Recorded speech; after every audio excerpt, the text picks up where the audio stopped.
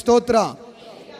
వదిని గారికి ఇచ్చే గౌరవం వదిని గారికి ఇవ్వాలి, ఆడబడుచుకి ఇచ్చే గౌరవము ఆడబడుచుకి ఇవ్వాలి.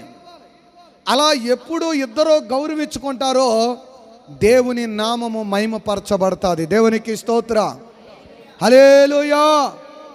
కనుక ఈ రోజున మనకి దీవెన, మనకి ఆశీర్వాదం రాకపోవడానికి కారణం ఏంటంటే మనము ఎవరిని గౌరవించాలో వారిని గౌరవించటంలే, ఎవరికి విలువ ఇవ్వాలో వారికి విలువ ఇవ్వటంలే, ఎవరిని సంతోష పెట్టాలో వారిని సంతోష పెట్టలే.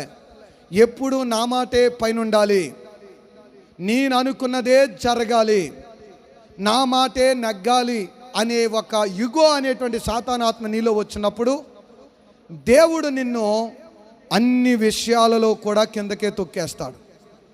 బైబిల్ చెప్తుంది, తన్ను తాను తగ్గించుకున్నవాడు ఏం చేస్తాడంట? హెచ్చించబడతాడు. తమ్ము తాము హెచ్చించుకున్నవాడు